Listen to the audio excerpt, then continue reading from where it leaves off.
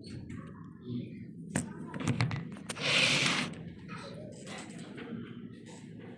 الله الرحمن الرحيم. إن الحمد لله نحمده ونستعينه ونستغفره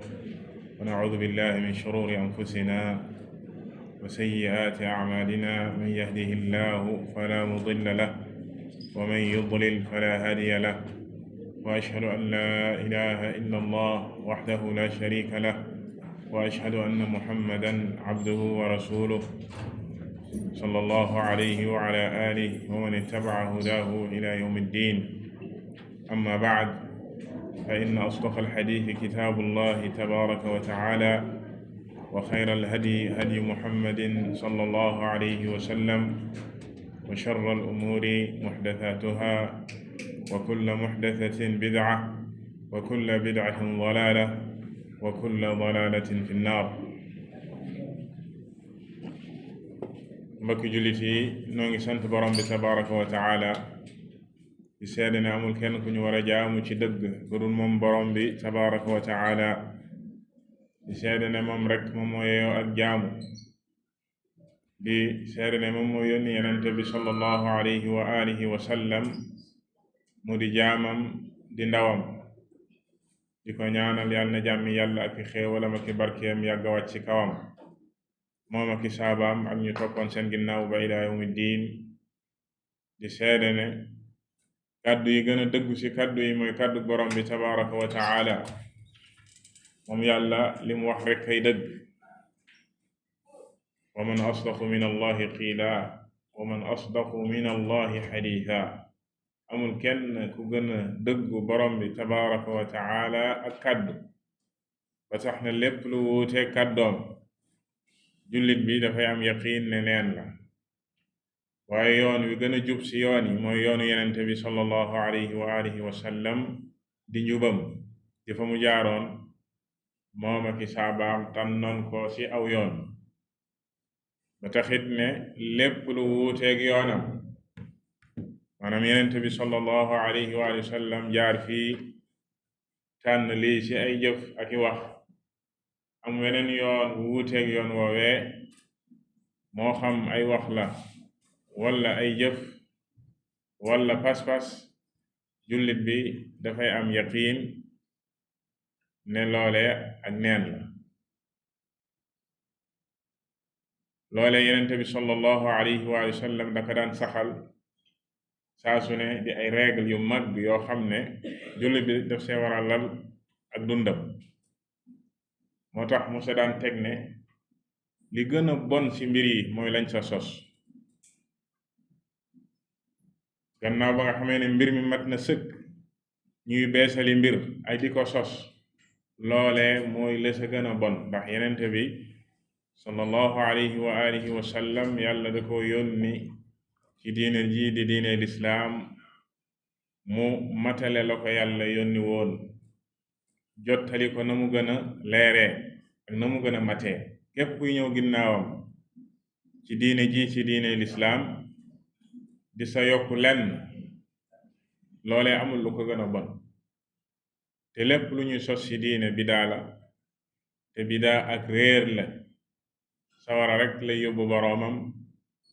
bu sa tuubul génn sa lu jiitu muy faatu. ñuy sant borom bi tabaraka wa taala ci dajale gi mu ñu dajale ci benn néegam ci néegam yi di néegu borom bi tabaraka wa taala. ñuy ñaan yàlla subhanahu wa taala mu wërsëgal ñu la mu dige ci aw nit ñu dajaloo ci benn néegam ci ay néegam di jàngat lii di ab téeréem moom borom bi tabaraka wa taala, di ko nafar. yenente bi sallallahu alayhi wa sallam wax ni majtamaca qawmun fi baytin min buyuti llah yatluuna kitaab allah wa yatadaarasuunahu baynahum illa nazalat fihim alsakina wa gashiyatuhum alrahma wa xaffatuhum almalaa'ika wa dakarahum allahu fi man cindah. loolu yi nga xam ne yenente bi sallallahu alayhi wa sallam wax na ko ci xadiis bi te muy lu mag lool ne aw nit duñu dajaloo mukk ci benn néeg ci néegu yàlla yi te dara yëkkatiwu leen lu dul jàng téere borom bi tabaraka wa taala ak di ko jàngat seen biir di ko nafar di ko settantal di xam li téere borom bi tabaraka wa taala di firi ak di wundu ngir ñu tënku sa loolu mooy yatadaarasuunahu baynahum daal di say wax nag lam sa dige ne lii di yërmande yàlla subhanahu wa taala dina leen ëmb lii di ak dal dina wàcc ci ñoom dinañu am ak dal yërmande yàlla subhanahu wa taala moo leen di ëmb malaaka yi dañ leen di wër yàlla subhanahu wa taala da leen di tudd fa moom loolu di lu mag yàlla subhanahu wa taala di la tudd fil mala'il a'la fa moom naan sama jaam bii day diw doomu diw moo ngi def nangam ak nangam kon kenn gënu laa tedd ay jëf ci jamono ji nga toll maanaam nit ñi ku nekk yaa nga sala nga nekk yow nga dugg ci néegu borom bi tabaraka wa taala ngir jàngat téeréem ak settantal ko ak dégg ko ngir mën koo jëfee kon yàlla nañu yàlla subhanahu wa taala defal loole ci loolu yenente bi sallallahu alayhi wa sallam xibaare ñu ne moom la dige ci dajaloo ci jàngat lii di téere borom bi tabaraka wa taala ci néegu yàlla subhanahu wa taala li nga xam ne nag moo ci doon sunu wàll ngir jàngat ko dafay dellu ci téere borom bi tabaraka wa taala ndax mooy aslu diin wa asaasu muy at tawxid lii di wéetal borom bi tabaraka wa taala mooy cosaanu diin mooy li yàlla subhanahu wa taala yónni yenente bi sallallahu alayhi wa sallam bal mboolem yenente yàlla daan yónni loolee moo doon seen diine jamiu rusul ursilu li hada al asl alladi huwa at-tawxid wa ifraadu allahi tabaraka wa taala bil ibaada wa laqad ba'athna fi kulli ummatin rasulan an i'budu allah wajtanibu at-taaghut yàlla subhanahu wa taala wax ne amul wenn xeet lu dul ne rek yàlla yónni ci ñoom ab ndaw yonente te la tax yàlla yónni ko mooy ngir ñu wéetal yàlla subhanahu wa taala kennal ko ci ak jaamu waaye wottu sori lii di at-taaghut te mooy lépp lu ñuy jaamu walis borom bi tabaraka wa taala lépp lu ñuy jaamu walis borom bi tabaraka wa taala dafay dugg ci at-taaghut kullu ma ubida min dunillah kon mboolem yenente yi ci loolee la leen yàlla subhanahu wa taala yónni woon ba ci sunu yenente di muhammadun sallallahu alayhi wa sallam moom mi nga xam ne moom moo jeexal yenente yi yàlla daan yónni mooy ko mujj ci ñoom amul benn yenente buy ñëw ginnaawam ci loolu yi la ko yàlla yónni kon mboolem yenente yi ñoo bokkoon benn diine muy diine lislaam al islaam bi maanaahu al aam jamiu ar-rusul kaanu ala al islaam alladi huwa al istislaamu lillahi bit-tawxiid wal inqiyaadu lahu bit-taa'a wal xuluus min ash-shirki wa ahli mboolem yenente yi ci lislaam lañ nekkoon maanaam lislaam ci maanaam yu gën a yaatu ndax lislaam dafa am ñaari maana wu yaatu woo xam ne mooy jébbalu ci yàlla ci wéetal ko ak topp ko moom yàlla subhanahu wa taala ak wottu lii di bokkaale ak i ñoñam loole mboolem yeneen tey ci lislaam googee lañu nekkoon kon bu la neexee nga ne Muusa muslim la Isa muslim la ba ci mboolem yenente yi kulluhum kaanu ala lislaam maanaahu al-aam. kon loolu mooy cosaanu mboolem diine yi. diine lislaam it loolee mooy cosaanam. kon bu ñu dajaloo di jàngat lu mel noone mooy ñi ngi jàngat lu aju ci téere borom bi subhanahu wa taala, bal alquran lépp comme ni ko al imam ibnu alqayim rahimahullahu taala di waxee, alquran lépp tawxid la. bal nee na kullu aaya kullu suura, saar woo jël ci alquran rek maanaam wéetal yàlla subhanahu wa taala nga say jànge, bal aaya boo jël ci alquran wéetal yàlla subhanahu wa taala nga ciy jànge. moo tax mboolem alquran tawxid la. imma mu lay leeralal lii di tawxid mooy lan, ak digle ko yàlla subhanahu wa taala digle, ak tere ga mu tere bokkaale di ashirk, ak lam sa dige maanaam tëkku seeni boroom, wala payu ñooñi tawxid ak ñi nga xam ne ñoo nekkoon ci wéetal yàlla subhanahu wa taala, kadalika la mu tëkku ci ñooñi shirk ak nettali seeni jëmuwaay waliyaadu billah ak lu ci aju. kon mboolem alquran tawxid la. kon buñ dajaloo di jàngat lu mel noone génnuñu ci jàngat ci téere borom bi subhanahu wa taala. ñu sasoon ñu ci téere bi ñuy tuddee al usul sitta, juróom benn cosaan yoo xam ne al imam muhammad ibn abdul wahab rahimahullahu taala bind na ko mu bokk ci ay téereem yi nga xam ne bind na ko ci leeral cosaan bu mag bii, ndax ku fësoon la ci lii di leeral tawxid. mu bind ci ay téere yu bare ak ay rasail yu bare ci leeral cosaan bii. ndax it dafa ñëw ci jamono joo xam ne nit ñi sori woon nañ diine lislaam ci sori cosaan wi di tawxid, te mooy aslu diin. nit ñi di jublu ci ay bàmmeel ci di leen jaamu, nit ñi di tàbbi ci bokkaale yàlla subhanahu wa taala. yàlla may ko tawfiq, defal ko tawfiq ci mu jàng, génn fa mu nekkoon dem jàngi, dem ba ay Basra, jóge Najd gam nekkoon ba jaar Madina, Hijaz, gis li nit ñi nekkee. boroom xam-xam yi nee nañ kitaabu tawxid di téereb tawxid bi mu ngi ko taalife woon ba mu nekkee foofe ca Arab,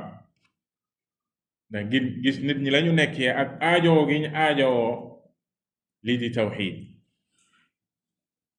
xaajatu nnaas almaassa ila tawxid. ana mimma jacala hada alimam allafa kutuban kathira wa rasaila fi hada alshan alladi huwa aslu ddin wa asaasu. wala yaqulu axad anna annaasa fahimu tawxid. maanaam bu kenn wax ne nit maanaam li bari waa gi li ñu bari ñuy wax ci tawxid, wéetal yàlla ne nit ñi xam nañ lan mooy tawxid. déedéet, bil aks, maanaam nit ñi lañu gën a aajoo sax ci lekk ak naan ak bal li ñuy noyyi mooy tawxid. tawxid lañu gën a aajoo sax lekk ak naan ak ngelaw gi ñuy noyyi, ndax mooy seen texe àdduna ak àllaaxira. bu yàqoo waliyaadu billah seenu texee di àdduna ak àllaaxira ci la nekk. koo gis muy soofantal loole ak réer gu metti moom moo ko dab, mbaa rek li ñu tuddee alhawa, muy topp bànneex gu ko mën a alal. kon nit ki bu jëlee tempsam mboolem dundam di jàngat loole, pertul tempsam. ndax wax nañ léegi ci yonente yi seen daawa moo doon ci tawxid. si yonente bi sallallahu alayhi wa alihi wa sallam, ida qulna bi annahu jalasa fi makka 13 aaman yad'u an-naasa ila at-tawxid, وكذلك لما هاجر إلى المدينة عليه الصلاة والسلام واصل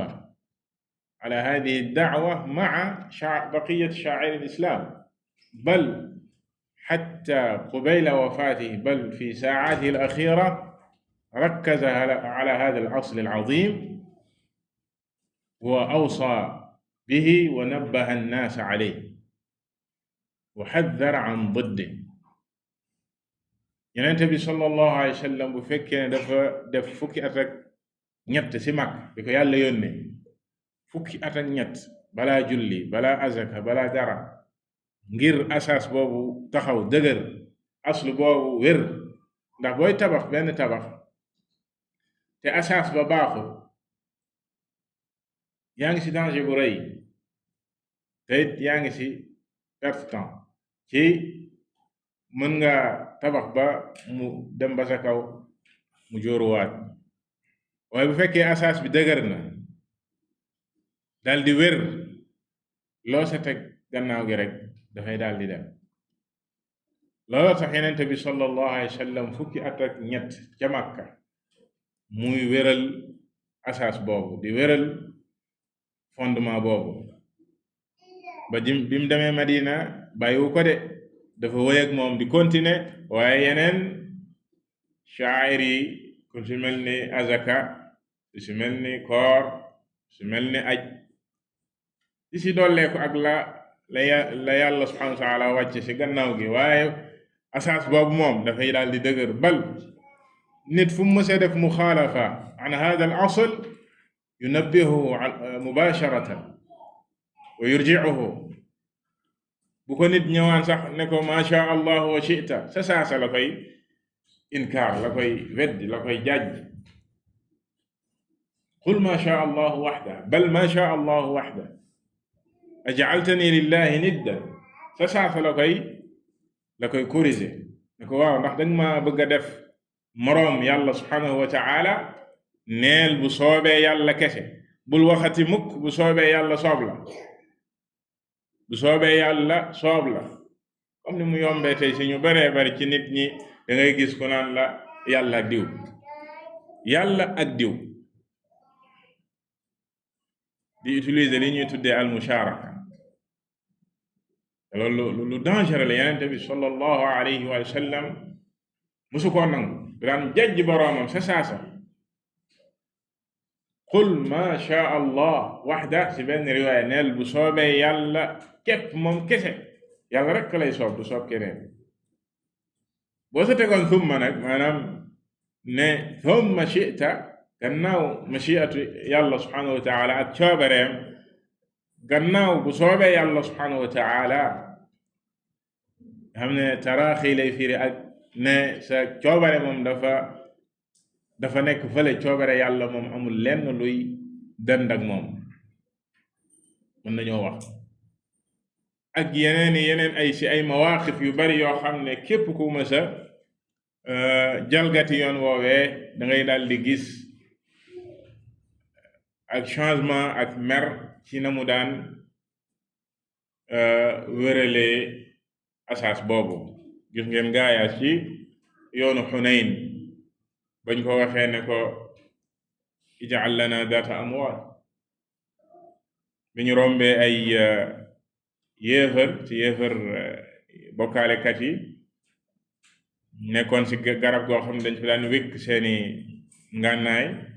ngir sàkko ci barke ci garab googee. ñoom it ñu bëgg a mel ni ñoom. Yonent bi sallallahu alayhi wa sallam da leen a jàjj ne leen subhaanallah, ndax da ngeen a bëgg a mel ni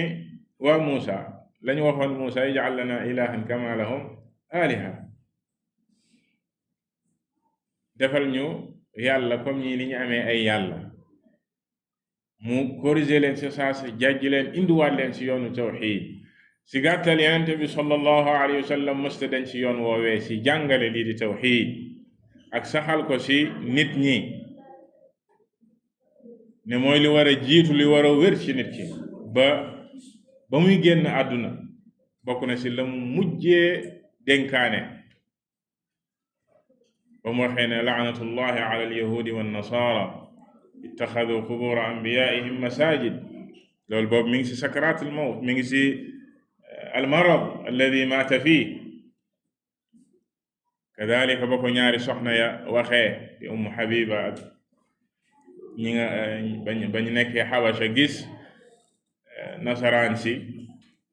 seen église ya photo yañ fa daan def ak Natalia mu ne ko ulaika shiraaru alxalqi inda allah ñooñe ñi gën a yées ci ñu yàlla bind mu ñooñe nga xam ne dañoo nekkoon aw nit ñoo xam ne seeni yenente bu ñu faatuwaan dañuy jël seen bàmmeel ya def ko ay barabu jaamukaayu yàlla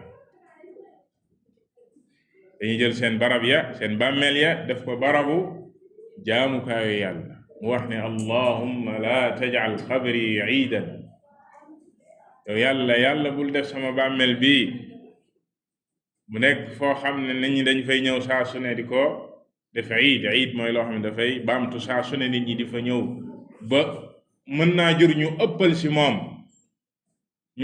moom ba teg ko ci dayo boo xam ne weesu na ak fa ko yàlla subhanahu wa taala wàcce loolee la doon wattuloo nit ñi moytu loolee kon loolee moo ñu fi dajale bu neexee borom bi tabaraka wa taala ñu bëgg a jàngat juróom-benni cosaan yi nga xam ne Cheikh Muhammad ibn Abdul Wahhab rahimahullahu taala dajale na ko ci téere bi ci risaala bi nga xam ne lépp dafay dellu ci téere borom bi subhanahu wa taala ndax aslu boo si jël kullu aslin min hadihi al usul tajidu adillatahu fi lkitaabi wassunna te loolu mooy yoonu ahlu sunna wal jamaa ci lépp loo xam ne nii dañ koy wax dañ koy delloo ci téere borom bi tabaraka wa taala ak ci sunna yenente bi sallallahu alayhi wa alihi wa sallam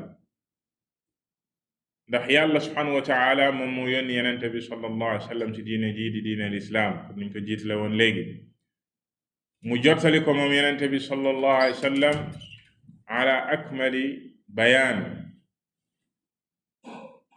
génnul àdduna lu dul li ko yàlla subhanahu wa taala yónni woon matale na ko sëkk ba yàlla seedeel ko loolee ci ba mu wàccee laaya ba sa moom al yawma akmaltu lakum diinakum wa atmamtu alaykum nicmati wa raditu lakum al islaama diina bàyyiwul xeet wi mukk lu dul mbooleem li ko yàlla santoon mat na sëkk mu leeral téereem bi nga xam ne yàlla wàcc na ko ci moom di alquran na mu gën a leeree sunnaam ñëw jàngale diine ji na mu gën a matee saabaam ya nekkoon ci loolee Abu Bakr as-Siddiq radiyallahu taala anhu ci loolee la nekkoon ba lim fi nekkoon ci xilaafa gi ba nim fi jógee Umar ibn al-Khattab radiyallahu taala anhu nekkoon ci loolee ba ni mu fi jógee changé wuñu dara soppi wuñu lenn ci li Yonent bi sallallahu alayhi wa sallam nekkoon kadhalika Uthman ibn Affan radiyallahu taala anhu nooni kadhalika Ali ibn Abi Talib radiyallahu anhu ci jeexantalu saaba yu baax yooye di xulafa ar-rashidun ci jeexantalu seen ak jiite ci la bidaa commencé du sosu ak di dugg ci diine lislaam lu jiitu loolu diine ji dafa setoon wicc amul lenn lu ko rax lu génn téere borom bi tabaraka wa taala ak sunna yenente bi sallallahu alayhi wa sallam ak saaba yu baax yooye nga xam ne yàlla moo leen tànnal yenenteem ñu ànd ak moom yenente bi sallallahu alayhi wa sallam laabal leen tazkiya leen nañu déggee woon diine ji ci jeexantalu xilaafati amir almuminin Ali ibn Abi Talib radiyallahu taala anhu ci la sos yooyu commencé di dugg ci diine fa xarajat alxawaarij wa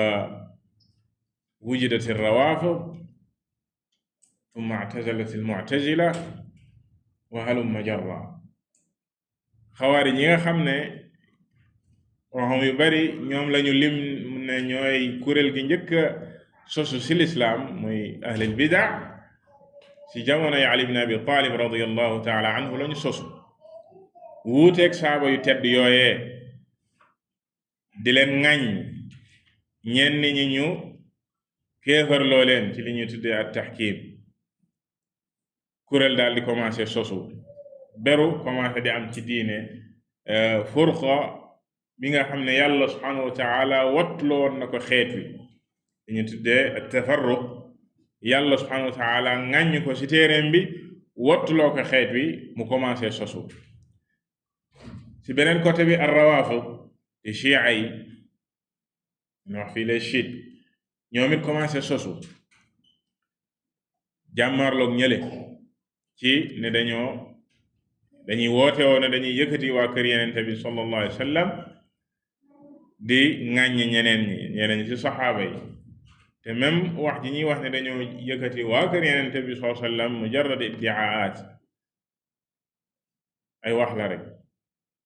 ndax Ali ibn Abi Talib ci jëmmi boppam moo njëkk a jàmmarloog ñoom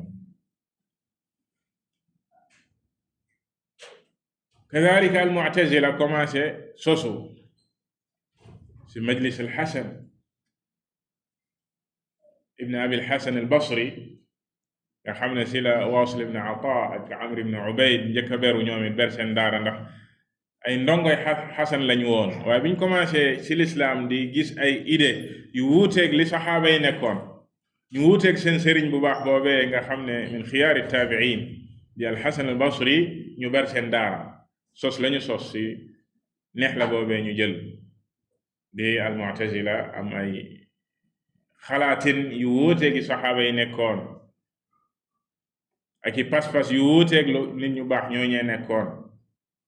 ak noonu al jahmiya ñi dem di dem ci ay qurun kuréel yi di sosu al suufiya noonee lay wéy di sosoo maanaam ay kuréel di sosu ci diine comme ni ko yenente bi sallallahu alayhi wa alihi wa sallam xibaare woon ne iftaraqat al yahud ala 71 firqa وافترقت النصارى على 72 فرقة وستفترق هذه الأمة على 73 فرقة كلها في النار إلا واحدة وكما قال النبي صلى الله عليه وسلم ne yahudi dañoo tàqalikoon dem ba ci juróom ñaari pàcc ak benn ñoom ñëpp nag sawara lañ jëm ba des kuréel gi nekkoon ci li Muusa alayhi salaatu wassalaam nekkoon te mooy lislaam gi ñu waxoon sànq nasaraan si kadalika tàqalikoo ba ci juróom-ñaari pàcc ak ñaar 71 yëpp na ñoom it sawara lañ jëm am des benn kuréel bi nekkoon ci li Isa alayhi salaatu wassalaam nekkoon te mooy lislaam kadalika xeet wi di xeetu yenente bi sallallahu alayhi wa alihi wa sallam yenente bi xibaare woon nañu ne dinañu tàqalikoo bal tàqalikoo bu jéggi dayo ba gën a raw xeet yi fi jiitu woon ci yahudi ak nasaraan si dem ba ci 73 pàcc am juróom-ñaar fukk ak ñaar yépp sawara lañ jëm waliyaadu billah benn kuréel rek ñoo ci mucc muy kuréel gi nekkoon ci li yenente bi sallallahu alayhi wa sallam nekkoon moom ak saabaam yu baax yooyee ñu leen waxoon léegi lu jiitu wuute di am ci xeetu loolu tax yenente bi sallallahu alayhi wa sallam tuddee leen al firqatu naajiya ñuy kuréel gi mucc ñoom ñoo mucc fii ci àdduna ci tàqalikoo waaye ëllëg àllaaxira ñoom ñooy mucc ci sawara di ahlu sunna wal jamaa di al taifa al mansura muy kuréel gi nga xam ne ni ñoom la yàlla subhanahu wa taala di dimbali ñoo ànd ak ndimbalu ko yàlla subhanahu wa taala ñi nga xam ne ñoom ñoo mooy ci sunna yenente bi di jaar-jaaram di hadiyam dajaloo ci loolee duñu ahlu iftiraaq ahlu ijtimaa la dañuy dajaloo ci kaw dëgg dañuy gis dëgg dajaloo ci kaw dëgg loolu mooy ahlu sunna wal jamaa kon si pas-pas boobee nga xam ne mi ngi lalu ci alquran ak sunna ci ni ko salafu saaleh déggee woon di saxaaba yooyee yu baax yooyee lu jiitu wuute di am ci xeet wi loolu rek mooy muccuwaay bi mbooleem usul yi nga xam ne ni insha allahu taala dinañ ko gis fii comme niñ ko waxee léegi aslu boo si jël rek di nga fekk ay tegtalam ci téere borom bi tabaraka wa taala ak si sunna yenente bi sallallahu alayhi wa alihi wa sallam hunaka aham asbab هذا الضلال يعني بعدما خرجت هذه الفرق ووجدت هذه الفرق في الإسلام كان من أهم هذه الأسباب نذكر منها 4. أولا عدم الاعتصام بكتاب الله وترك تعلم تفسيره وتدبره واتباعه. الله عز وجل يقول فإما يأتينكم مني هدى فمن اتبع هداي فلا يضل ولا يشقى. sabab bi si jiitu bi waral nga bàyyi yoonu yenente bi sallallahu alayhi wa sallam bokk si kuréel yi réer yi mooy bañ a ngoy ci dal i'tisaam ci téere borom bi tabaraka wa taala di alquran ak wattu di ko jàng maanaam nit ki nga xam dafay sori njàngum alquran ak dégg ko njàng mi tax ñuy wax fii du njàngum iqamatul xuruf fa xasb wa tazyin al aswaat wa mutaabaat al muqri'in loole taxul ñuy wax laysa hada huwa al muraad lakin kama ذكرت تعلم تفسيره وتدبره واتباعه. نعم وإن كان إقامة الحروف مطلوبة كذلك لكن الأهم من ذلك الإيمان به وتعلم تفسيره وتدبره واتباعه. هذا هو الاعتصام بكتاب الله وهذا المنجي من الضلال lii mooy wottuloo nit ki ak réer ak soril ko ak réer wa man ya'tasim billahi faqad hudiya ila siratin mustaqim. képp ki nga xam ne nii mooy na si téere borom bi subhanahu wa taala mooy si njubug borom bi tabaraka wa taala kookoy day kookii la yàlla subhanahu wa taala di jubal si yoon wi ñu tudde as-siratul mustaqim. ثانيا السبب الثاني الإعراض عن تعلم السنة النبوية واتباعها. قال الله تعالى ومن يعص الله ورسوله فقد ضل ضلالا مبينا. dëddu li nga xam ne mooy jàngu sunna yenente bi sallallahu alayhi wa sallam nit ki nga xam ne da koo dédd wan ko ginnaaw ak topp sunna jéemu koo xam jéemu koo jàng. yàlla subhanahu wa taala nee na képp ku mooy yàlla mooy yenenteem bi koo kii day réer na réer gu fës gu leer réer gu fës. yenente bi mooy ki nga xam ne moom la yàlla subhanahu wa taala wax ne ku ko topp rek nga daal di jub te yónniwu ko lu dul ngir ñu topp ko. yónniwul yenente bi sallallahu alayhi wa sallam lu dul ngir ñu topp ko kon topp ko wareef la. السبب الثالث عدم الفهم الصحيح لنصوص القرآن والسنة والأخذ بفهم السلف الصالح الذين زكاهم النبي صلى الله عليه وسلم بقوله خير الناس قرني الحديث. قال الله تعالى ومن يشاقق الرسول من بعد ما تبين له الهدى ويتبع غير سبيل المؤمنين نوله ما تولى ونصله جهنم وساءت مصيرا. ñetteeli sabab bi mooy ñàkk dégg alquran ak sunna ci déggin wu wér ndax doyul rek ñu naan alquran ak sunna alquran wa sunna walquran wa sunna doyul laa yakfi wa innama alquran wa sunna yufhamaani bi fahmi salaf al umma fahmi salaf as-salih laa bi fahmika anta wala bi fahmi zaydin aw amrin aw bakr aw jamaa fulaniya aw cheikh tariqa fulaniya aw illaaniya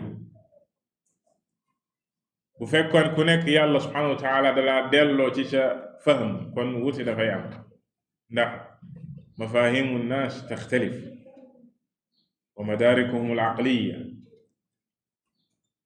kon alquran ak sunna dees koy déggee ni ko as-salafu saalix déggee woon laaya boo jël sa alquran bul si am benn déggit bu wuuteeg la sa saxaaba yi déggoon ak la sa nit ñu baax ñoo ñuy déggoon kadalika sunna yenente bi sallallahu alayhi wa sallam bul ko ñëw di ko firee tey firin moo xam ne saxaaba yi musuñu koo déggee noonu musuñu koo firee noonu ndax loolu dafay waral ak réer dafay waral ak tàqalikoo moo indi tàqalikoo bi tey ci diine tey ay jullit buñ ñëwoon ci yow ku nekk ak kuréel ga mu nekk ku nekk ak la muy woote woo nga ne leen waaw yéen ñëpp ay jullit ngeen ñu ne waaw yéen ñëpp alxuraan ngeen gëm ñu ne waaw yéen ñëpp yenente bi sallallahu alayhi wa sallam ngeen gëm ñu ne waaw waaw lu waral seen wuute kon lan moo waral wuute bi bu fekkee ne yéen ñëpp ay jullit ngeen gëm ngeen alxuraan ji yàlla wàcce ci yéen te moom la yàlla wàcce ngir ngeen mooy ci yéen ñëpp gëm ngeen ki yàlla yónni ci yéen mu yenente bi sallallahu alayhi wa alihi wa sallam moom la yàlla yónni ci yéen ngir yéen ñëpp ngeen wommatu ci ginnaawam topp ko waaw lu waral wuute gi kon comme ni ko al-allaamatu Muhammad Nasiruddin al-Albani rahimahullahu taala di waxee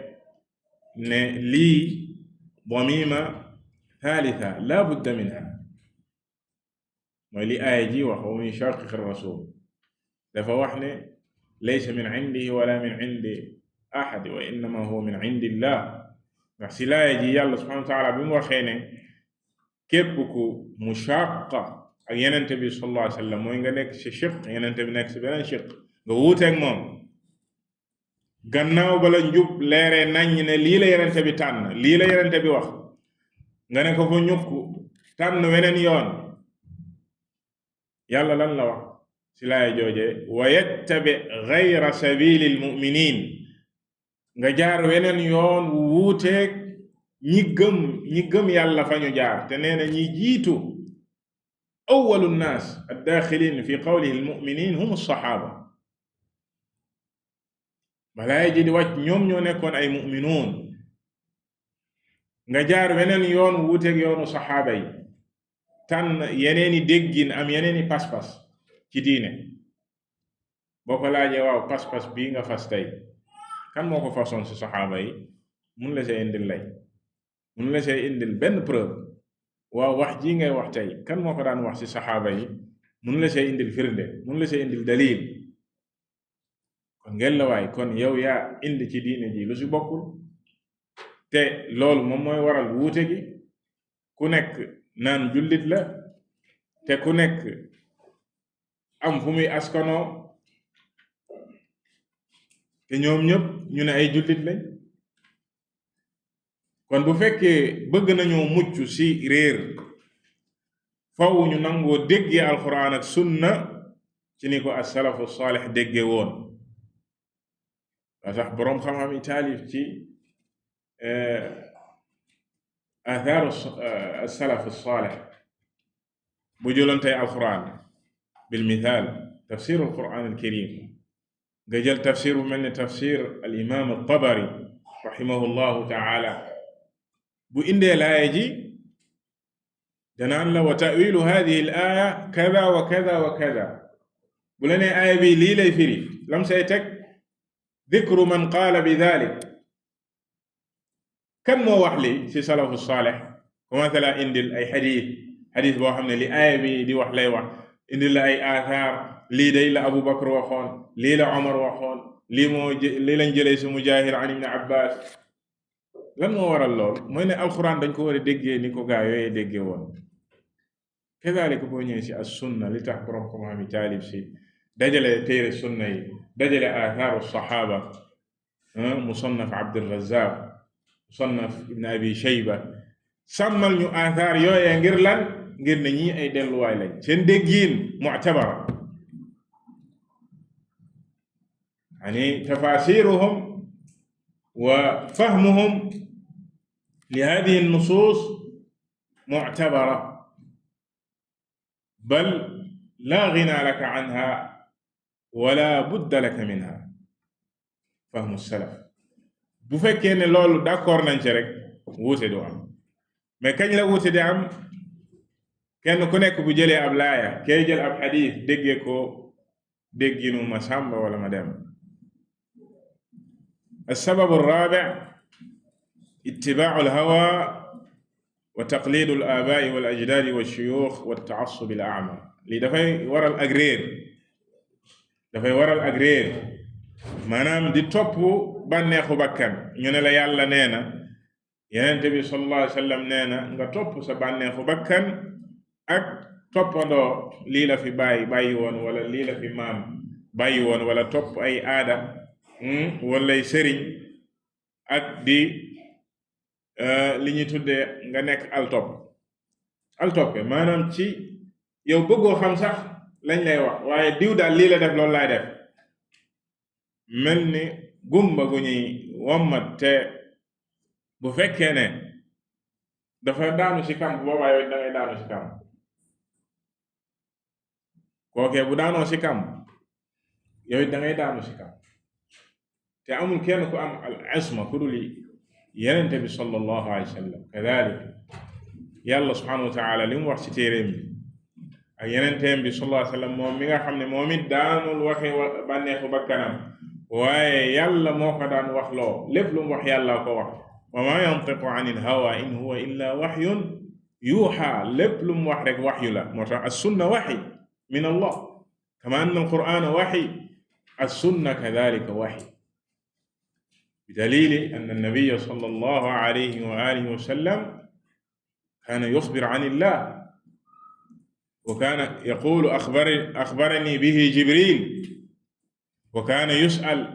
فلا يجيب حتى ينزل عليه وحي lépp lu mu wax rek yàlla ko wax loo kon ñoom ñoo am isma mooy topp téere borom bi ak topp sunnaam mooy Yonent bi sallallahu alayhi wa sallam ñooñe rek ñoo am ak mucc ci ak réer képp koo topp keneen ku dul ñoom ñaar mën ngaa réer képp koo topp ci keneen ku dul ñoom ñaar mën ngaa réer waliyaadu billah kon sabab bii nii mbokki jullit yi ci di topp bànneexu bakkan ak di topp lii la fi bàyyi woon ak lii la fi maam bàyyi woon wala lii mooy sunuy aada ñun nga wax ko ne lii la yàlla wax taqulu lahu qaala allahu azza wa jal aw qaala annabiyu sallallahu alayhi wa sallam fa yaqul laka qaala fulaan aw illaan aw hadihi aadatuna aw ma ila dalik borom bi tabaraka wa taala waxoon na yenente yàlla Daawud wala tattabi al hawa fa yudillaka an sabilillah bul topp lii di bànneex saa soo ko toppee mu réeral la ci yoonu yàlla wu jub wi kon topp bànneex dafay waral ak réer kadalika topp bàyyeeg maam sunna la woon si ñi fi jiitu woon bu ñu leen waxaan yàlla nee na wala yenente wax leen ne lii la yàlla wax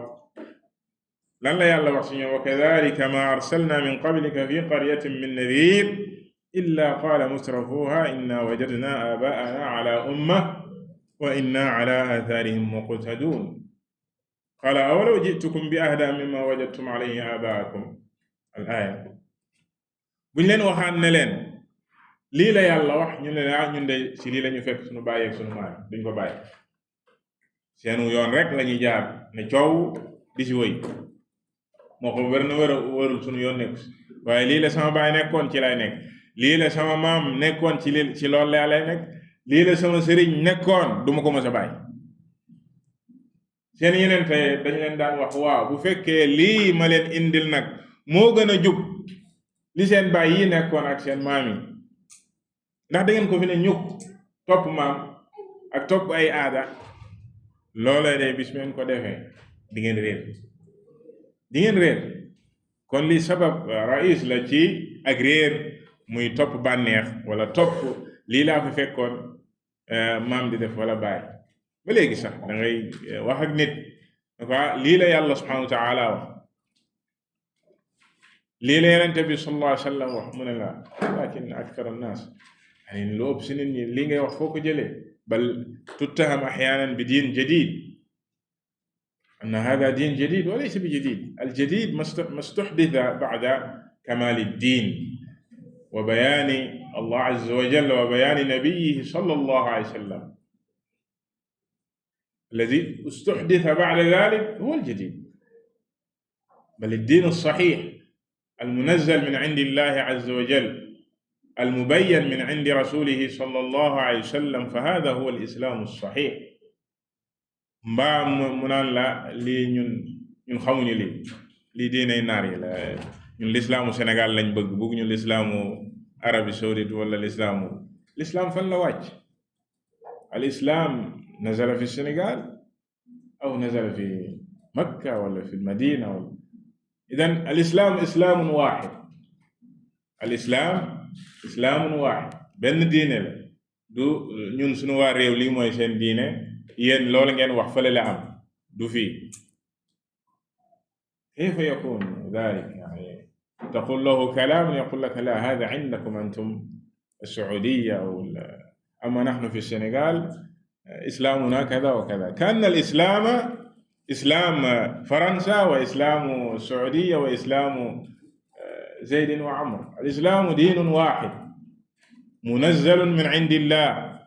القرآن كتاب الله كتاب واحد هل تجدون فرقا في قراءة القرآن ممن يقرأه في إندونيسيا ولا يقرأه في ماليزيا أو في أمريكا أو في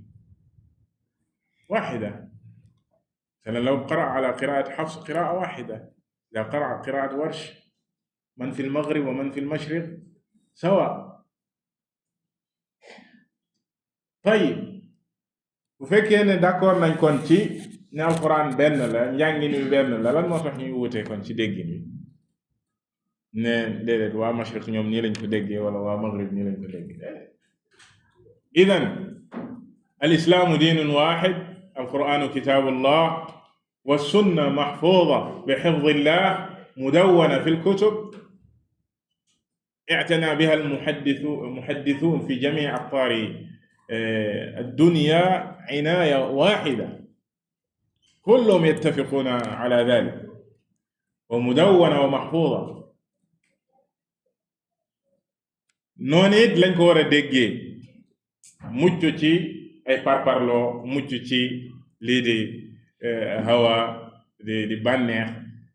yii buñ ci muccee dinañu mucc ci ak réer bu ko defee nag ñu mën a